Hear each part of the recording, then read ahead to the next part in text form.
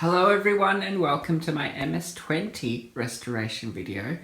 This is obviously not one of the new ones. It just looks too old and a bit beaten up to be one of the new ones. In fact, it looks like it's had a fight with a new MS-20 Mini to see who is the boss. And I'm suspecting that it won. I'm sure that the MS-20 Mini would have come off second best. So, there's a lot to do. It's got two broken teeth, so we've got some keys to put in. Also, it's very dirty. It needs a good clean. I'm quite excited about giving this one the clean. There's a lot of dirt in the pots, which you can see there. And also the panel itself. It's not showing up that well at the moment, but the panel is really dirty. And just in and around the corners and stuff. So it will get a good clean, and also you will notice that the low pass filter knob is different. And that's because this synth originally came in to me for an emergency fix. It was a Sunday and a friend of a friend brought it in and the filter pot was completely stuffed. So I just went down and got a pot from my local electronics shop and put something in there and had to buy a different knob because the original didn't fit, and just got it working. So it had this temporary repair done. So the objective for today is to put the original knob back on, which means we'll need to replace the pot. So I have a new pot. This one's from Sintor. It's okay. It does look different to the originals, but it should fit fine. So that one's going to go in. I've also got some springs and some keys and that kind of stuff and some tools to get it all apart. So let's start. To get the MS-20 apart, I usually just take the side panels off first. These screws are in the recess of the plastic. They're pretty easy to get to. And then there's a row of screws along the back. And once you undo those, this top A-frame then splits apart from the boat. There's a ground wire that connects to the bottom, so you'll need to separate that to get the two pieces completely apart. And there'll be some plugs and things to the keyboard. But once the two are apart, it gets a little bit easier. And then I usually take all the front connections off, and that's what the sockets are for. If you look over here, I've got some sockets to make sure I don't scratch the panel. Then get the circuit board out. Once the circuit board's away from the front panel, it's pretty easy to service. It's just getting to that point that's difficult. It's much easier on other synths that have the hinges at the back, which just pop open at the top. But unfortunately, the MS-20 is not one of those.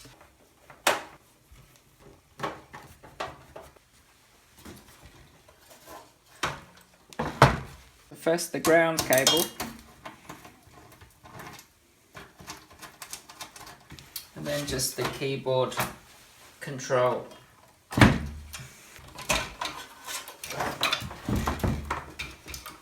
So next, all the knobs come off. Some of them are easier to pull off than others.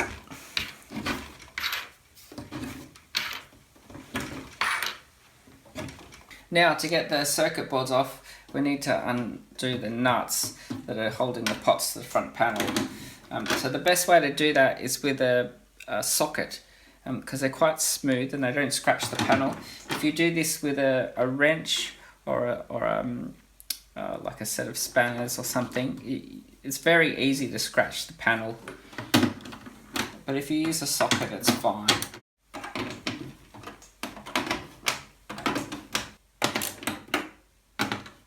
Now there's a couple of different sizes. The smaller ones are an 11mm and the larger ones are a 12.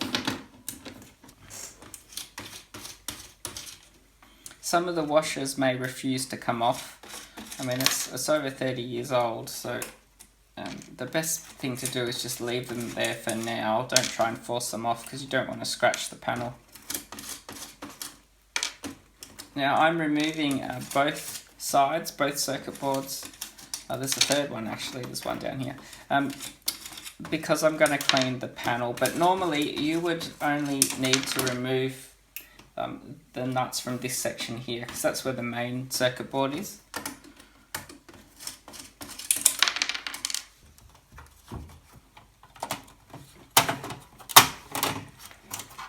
And lastly, the main circuit board has to come out.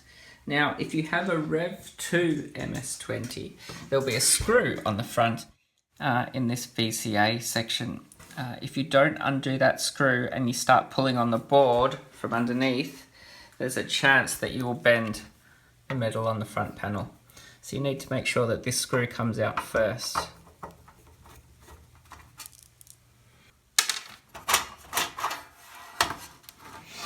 Okay, and there's the main board. So the filter pot is this one. Look, I've made my own special emergency replacement, which is a bit embarrassing, but it worked fine. So the new pot that I've got to put in is actually quite different to the originals, which is a constant source of angst with spare parts for synths. You've got two choices when replacing these pots. The original ones are awesome and they will fit the best, but over time they can clog up in the shaft, and there's a plastic bushing in here which can expand as well if people have tried to rinse it out with a solvent that reacts with the plastic. So you don't want to do that, and the older ones, they may not last that long. So the other thing you can do is get a new replacement pot, and quite often the people that source these parts just do the best they can based on what's available now, and so they don't often turn out exactly the same. So this one I may have to modify to put in. I may have to cut off these tabs at the bottom. These two tabs are designed to go through a circuit board and lock in, but there's no holes in the area where these pots go into the board, so I'm going to have to cut these off, I think. We will see.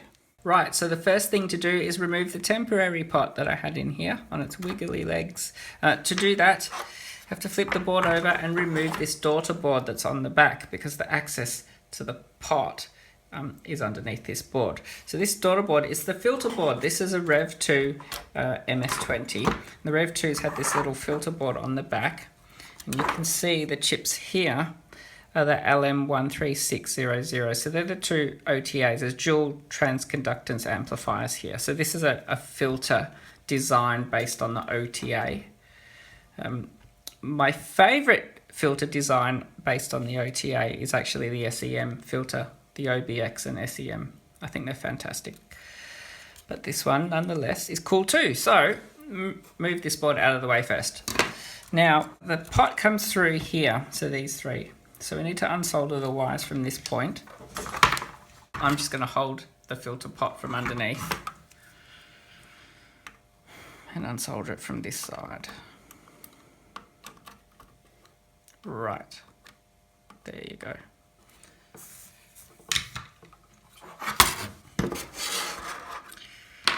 And now the hard bit.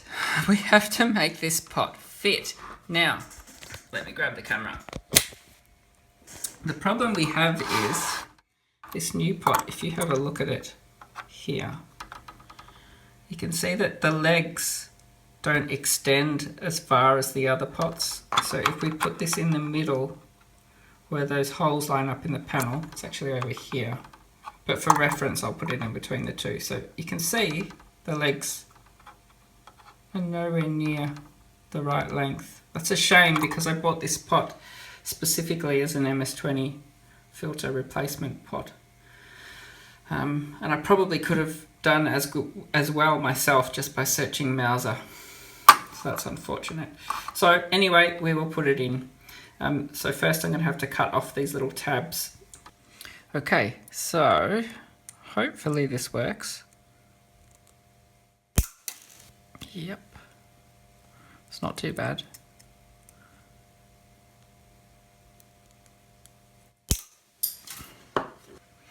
Okay, let's see how it fits. I think it's going to be the right height. But yeah, we do definitely have a problem with its alignment. So these legs are going to have to be bent out.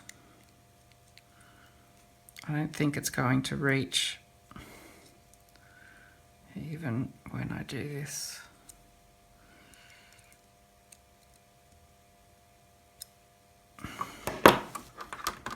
Oh, it might be close. Yeah, but they're not going to go the whole way through the board, I think. Right, hopefully this works. I can just touch the ends of the pins from this side of the board. So they'll make an electrical connection, but it's not very convincing. Right, so that looks okay. You can see the pot here sort of looks like it's aligned. There's a trick actually to make sure that they're aligned, and that's you line up all the slots in the shafts the same direction, and you get a big steel ruler and you put it in the pots. And if they're all aligned the same way or in the right plane, makes it really easy to check out. So that looks okay. So we can try it back on the front panel. But first, I'm going to give the front panel a clean. Right, so this is super dirty, folks. Really, really dirty. I could see it before I took the nuts off, but wow, once the nuts are off, you can see it's pretty bad. That side's not so bad, but over here, wow. Right, so I think the best way to do it would be a wipe and then a brush.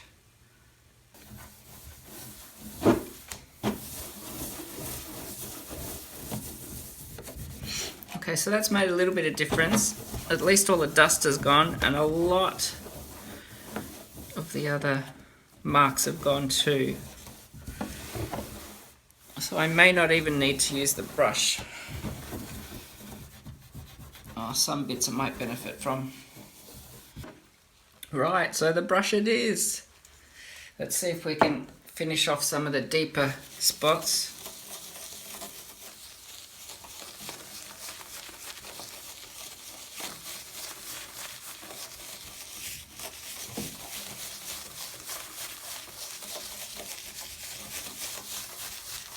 That looks so much better.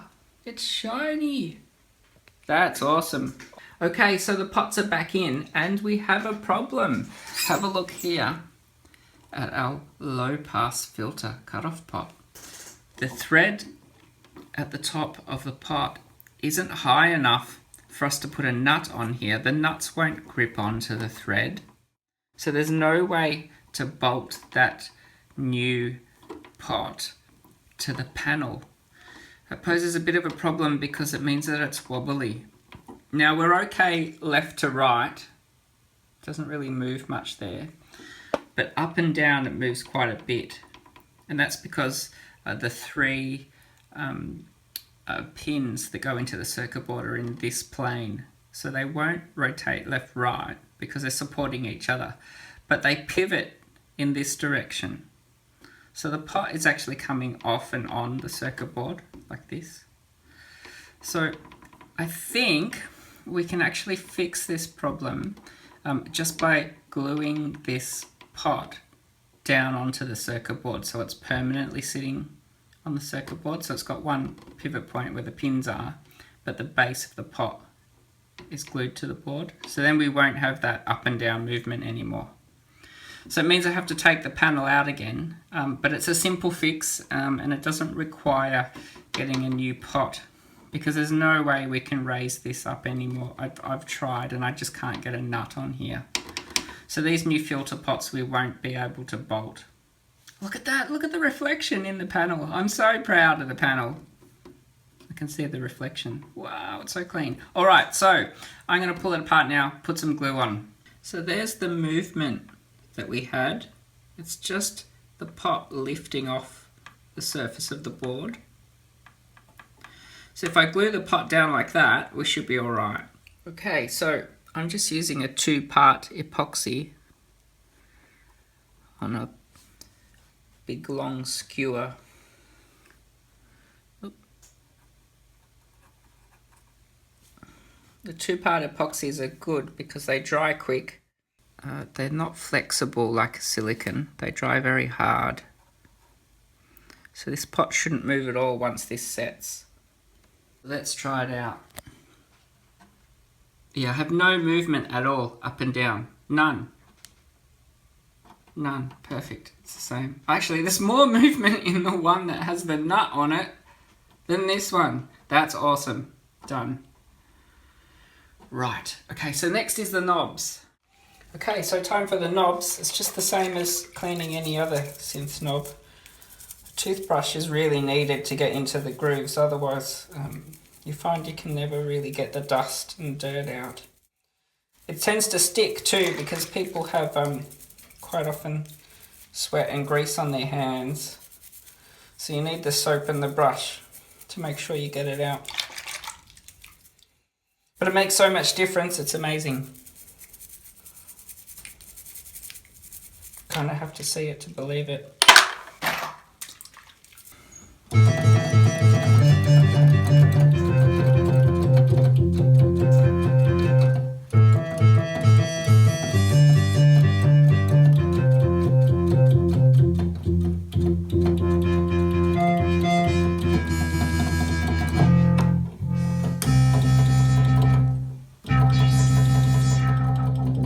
So it seems fine. The only difference to the original pots is I think the shaft is about 1 millimeter longer. So when you put the knob on, the knob is just slightly taller than the old one. But apart from that, it's fine.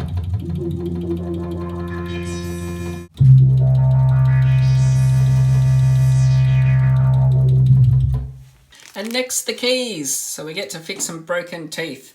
It's very difficult to not get distracted when you're repairing an analog synth. But anyway, up to the keys. Okay, so key replacement. I've decided to take the key bed out of the synth.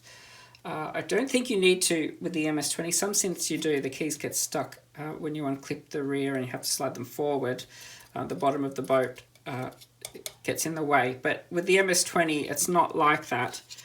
The key doesn't slide forward. It actually lifts up and then comes out that way. So you should be able to do it with the key bed still in the synth, but I like to take it out. So these keys, you put your finger in the back and you twist to separate the clip, then push down, slide forward a little bit. So here, key in between, just push down, slide forward. Yep, and then the rear out, like that. Just reuse the spring on the new key.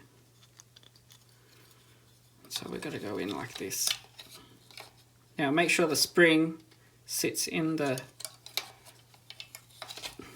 little ball fitting, and it's just the reverse, push it down. That's it, done, pretty easy. Now this last key here, it looks like the end of that clip, one of them's broken off, so the key's sitting on an angle. I'll show you.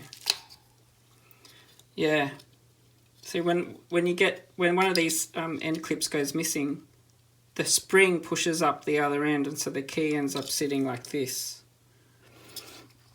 So you need to replace them.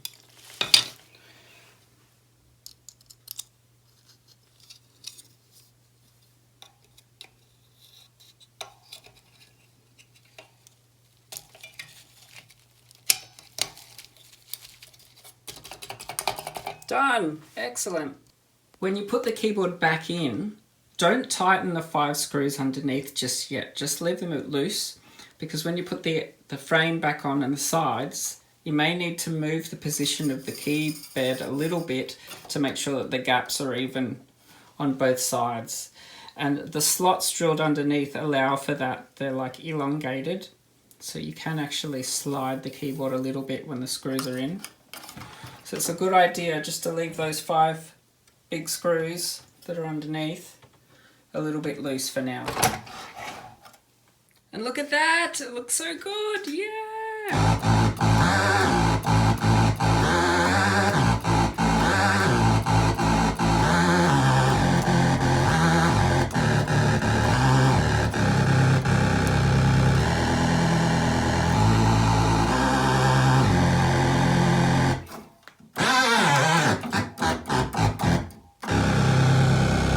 Nice! Nice! That's excellent.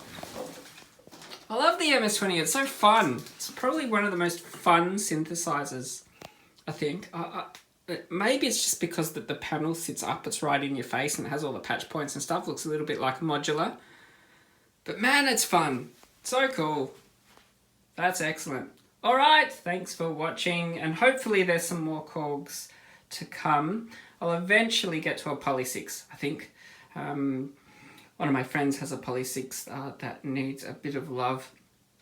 So that might be coming in a few months. But until then, still finishing off the OBX, which is there. Okay, awesome. Thanks. See you in the next video.